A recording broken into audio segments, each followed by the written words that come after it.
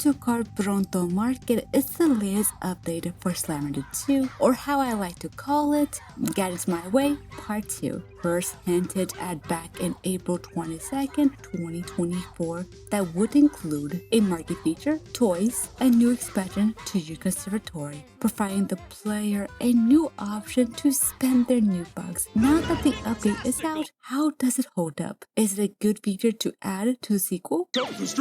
Well, first, let's break it down what the update is included with. The Bronto Market is a new station added to the game where it has two options available to pick. The Post Store Provisions is a store where you can buy two categories of items, blueprints and gadget variants. This is important to note that getting the blueprint first allows you to build the different variants available for that item. I first learned of this when I was trying to figure out how to get the Sunflower Umbrella as well as its variants, to only find out that you need the actual blueprint. More think about it, it's kinda common sense. You idiot! You're honestly an idiot! The Go-Go Corner is another option in the market, as it is essentially a discount store. Each day, the store changes to new deals and toys. The toys themselves are a nice return, now telling you before you buy what Slimes is for. A nice change instead of having to go to the Slimepedia to find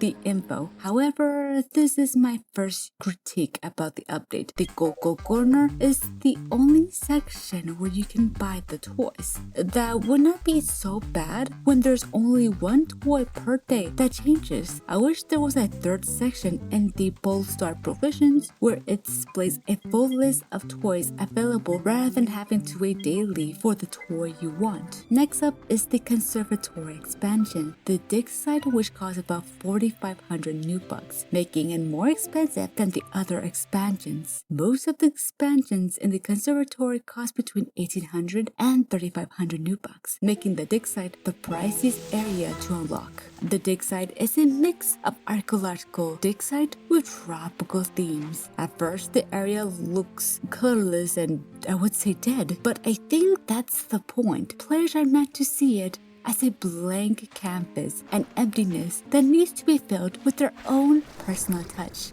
That is what I did with my expansion. I made it a safer slime sanctuary because after thousands of years in an icy prison, I think these toothy fellas deserve a nice space to enjoy the tropical scenery while I cater to their every need. However, I have a complaint. I wish there was a way to feed them without interrupting them while they are seated. Seeing them happy on a seat or bench is heartwarming until you realize they are forever trapped, held hostage by the seat, slowly draining their life essence, never allowing them to experience the taste of freedom again. You, the player, are the gatekeepers of their fate, deciding whether they remain on an eternal throne of damnation, never again knowing the sweet liberations of their floppy bodies floating in the open ocean of the rainbow fields. That escalated quickly. My final complaint is about the new expansion being added to the conservatory and the issue of distant traveling from the main ranch to other areas. Traveling between different areas of the conservatory can feel like a drag, especially when you have slimes all around your conservatory. I tested this by comparing traveling distance in both the first game and the sequel, starting from the house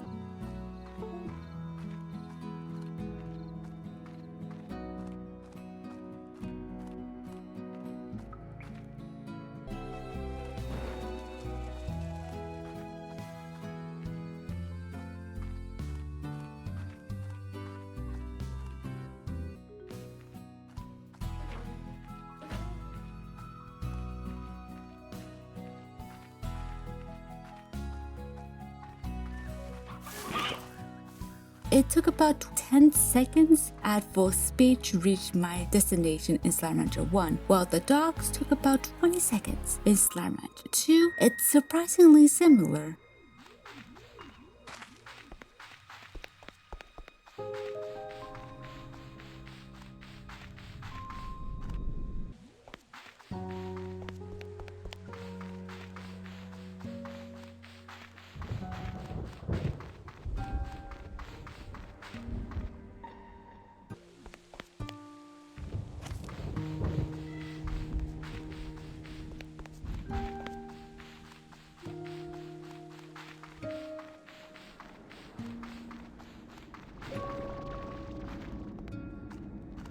Towards the end, I did run out of energy, so I assume traveling from home to the Digi site is somewhat the same as the docks. But why does it feel like a time waster? My guess is it depends on the number of slimes you have in your ranch. Going back and forth to maintain your slimes is tedious without a teleporter. You might be wondering, what's the point of all of this about traveling distance?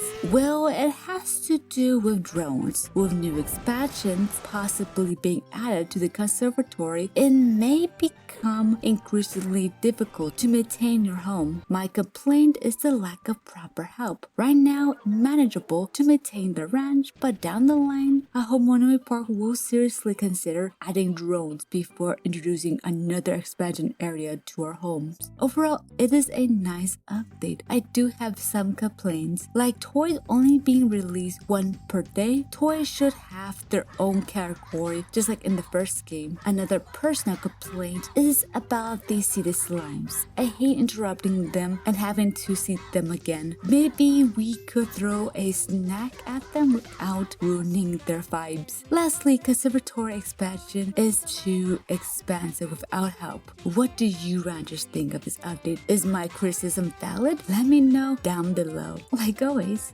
stay wiggly.